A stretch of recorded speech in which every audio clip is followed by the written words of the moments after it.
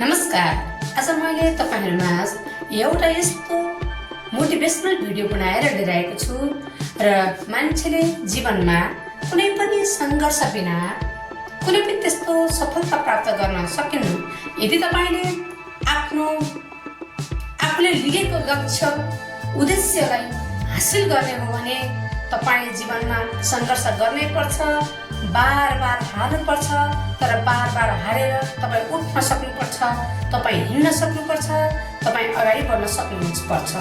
त्यसैले आज मैले तपाईहरुमा एउटा यस्तो मोटिभेशनल भिडियो लिएर आएको छु, जुन भिडियो तपाईहरुले हेरिसकेपछि अवश्य नै तपाईहरुले यो भिडियोबाट केही सिक्नुहुन्छ भन्ने मैले विश्वास लिएकी छु र हजुरहरूले यस भिडियोलाई पुरा हेर्नुहोला, सुन्नुहोला र यदि तपाईलाई यो भिडियो उपयोगी र राम्रो लागेमा यस भिडियोलाई लाइक, कमेन्ट र यस युट्युब च्यानललाई सब्स्क्राइब गर्नु र साथै रहेको बेल आइकनलाई थिच्न नबिर्सनुहोला। अब लागौं संघर्ष भनेको के हो। यो शब्द सुन्दा हामी सबैलाई थकान लाग्दछ, तर यी संघर्ष बिना जीवनमा कुनै ठुलो सपनाहरू पूरा हुन सक्दैन। आज सफल देखिने कैयन मानिसहरूको हाँसोको पछाडि आफ्नै दर्दनाक पीडाहरू, नसम्झाएका कथाहरू, नदेखाएका अनुभवहरू, लुकाएका पीडाका दर्दनाक कथाहरू लुकेका छन्।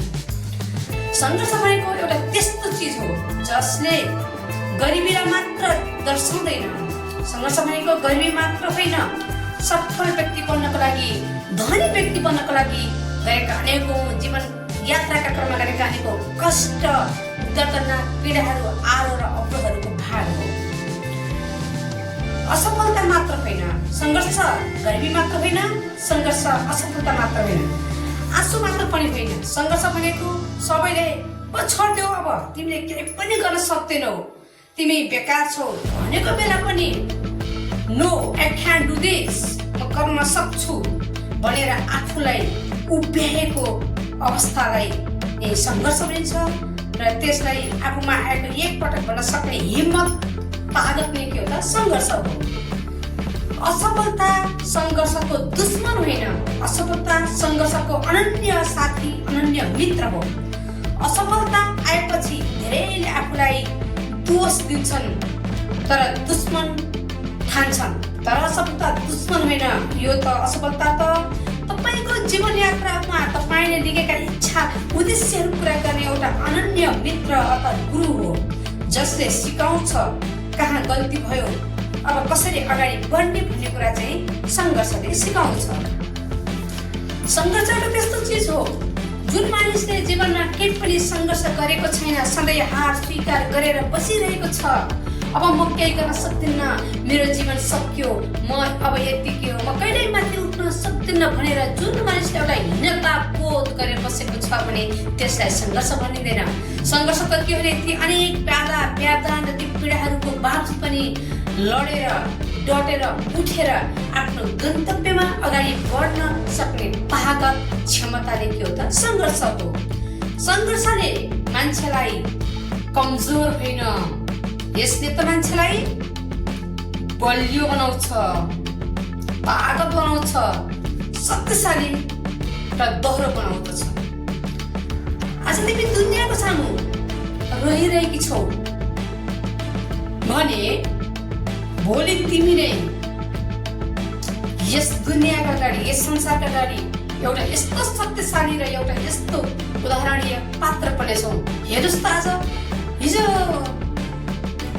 फोहोरको डुङ्गुरमा फैलिएका व्यक्तिहरू जसलाई समाजले तुच्छ बराबर गर्थ्यो, तुच्छ सम्झन्थ्यो, आज ती व्यक्तिलाई नै समाजले गरेको अवहेलना र अन्य व्यक्तिहरूले आफन्तजनले गरेको तुच्छ व्यवहारलाई सम्झेर उसले जीवनदेखि हार नखाएर संघर्ष गर्दा गर्दा गर्दा आज उसले एउटा आफ्नो गन्तव्यमा पुगेको छ, आफ्नो मन्दिरमा पुगेको छ र ऊ आज विश्वको धनी व्यक्ति अर्थात् समाजको एउटा अनुकरणीय पात्र बनेको छ।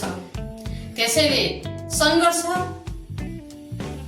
भनेको आफैले आफूलाई एउटा शक्तिशाली र आफ्नो गन्तव्यमा पुर्याउन सक्ने एउटा आँट र हिम्मत हो। आज तिमी तिमी रोइरहेकी छौ भने भोलि तिमी नै यस समाजको लागि अरूको लागि एउटा उदाहरणीय र एउटा राम्रो मान्छे बन्नेछौ। सम्झनुहोस्, हरेक आँसु भोलिको सफलताको बीज हो नि। आज तपाईँले आँसु चुहाइरहनु भएको छ, यदि तपाईँ आँसु बगाइरहनु भयो र त्यही आँसुसँगै तपाईँ आफू बग्नु भयो भने तपाईँले केही पनि गर्न सक्नुहुन्न। तर तपाईँ त्यो आँसु पुछेर आफ्नो मन दोहोरो बनाएर अगाडि बढ्नुभयो भने भोलिको सफलताको बीज पक्कै हुनेछ। हार मान्ने कि उठ्ने यो निर्णय गर्ने तपाईँको हातमा छ।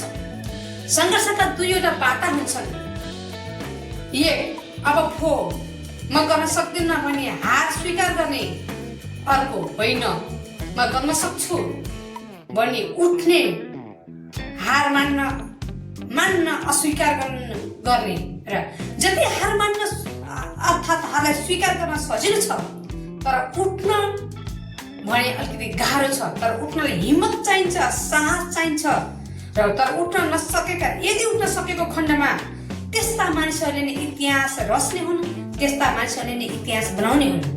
तिमी एक्लै छैनौ। यदि आज तिमी थाकेको महसुस गरिरहेको छौ भने यसको अर्थ तिमी हारिरहेकी छैनौ, तिमी लडिरहेकी छौ। सङ्घर्ष तिमीलाई तोड्न, कमजोर बनाउन आएको पक्कै होइन। सङ्घर्ष त तिमीलाई शक्तिशाली र बलियो बनाउन र तिमीले लिगेको त्यो मन्जिलसम्म पुर्याउनको लागि तिमीलाई साथी बनेर आएको एउटा माध्यम हो सङ्घर्ष।